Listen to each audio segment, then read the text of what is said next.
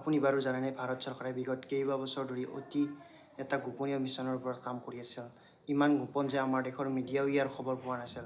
কিন্তু হঠাতে পৃথিৱীৰ আটাইতকৈ ডাঙৰ মোবাইল কোম্পানী এপলে ভাৰতৰ এই আটাইতকৈ ডাঙৰ চিক্ৰেটটো পৃথিৱীৰ সন্মুখত ফাদিল কৰি দিলে। এতিয়া কথা হ'ল এপলে কেনেকৈ উলিয়ালে ভাৰতৰ এই গোপন খবৰ আৰু ভাৰতৰ এই নতুন অদৃশ্য যুদ্ধ বিমানখনে চীন আৰু পাকিস্তানৰ নিদ্ৰা কেনেকৈ হৰণ কৰিলে। আহক এই ভিডিঅ'টোত সকলোবোৰ সহজ ভাষাত জানি লওঁ। আচলতে কথাটো হ'ল আজিকালি এপলৰ মেপ আগতকৈ বহুত বেছি হাইটেক হৈ পৰিছে। তেওঁলোকৰ ছেটেলাইট পৃথিৱীৰ চুকে কোণে থকা ঠাইবোৰৰ ফটো খুব খৰতকীয়াকৈ আপডেট কৰি থাকে।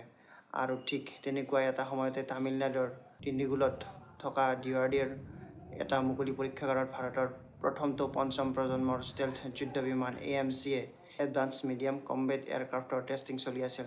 ঠিক সেইখিনি সময়তে আকাশৰ পৰা এপলৰ ছেটেলাইটে ইয়াৰ এটা একদম ৰিয়েল ফটো কেপচাৰ কৰি ল'লে। আৰু যেতিয়াই ডিফেন্স এক্সপাৰ্টসকলে এই ফটোখন দেখিলে তেতিয়াই গোটেই ইণ্টাৰনেটত হুলস্থুল লাগি গ'ল।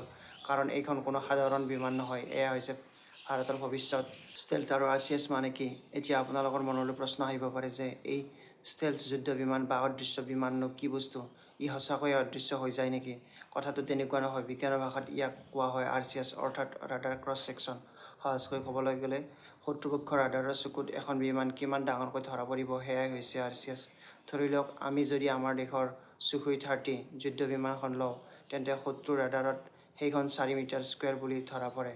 কিন্তু এই যে নতুন AMC বিমানখন ভাৰতে বনাইছে, ইয়াৰ ডিজাইন আৰু ইয়াৰ ওপৰত লগোৱা কোটিং, ইয়াৰ খলাবমা আৰু বিশেষে ই শত্ৰুৰ হাইটেক ৰাডাৰটো এখন সৰু মৌমাখিৰ দৰেহে দেখা দিব।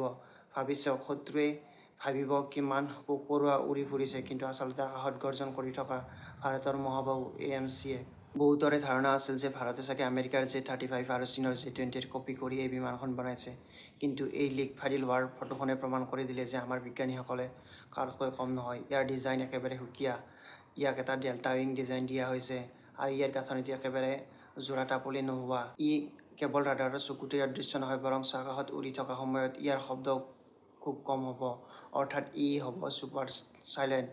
তেন্তে বন্ধুসকল, আপোনালোকে ভাবি চাওক, ভাৰতে যেতিয়া এই বিমানখন সম্পূৰ্ণৰূপে সাজু কৰি বায়ুসেনাত অন্তৰ্ভুক্ত কৰিব, আমাৰ শক্তি কিমান বাঢ়ি যাব। এই লিক হোৱা ফটোখনৰ পিছত এতিয়া DRDOৰ পৰা আৰু বহুত নতুন অফিচিয়েল খবৰ আহিবলৈ বাকী আছে।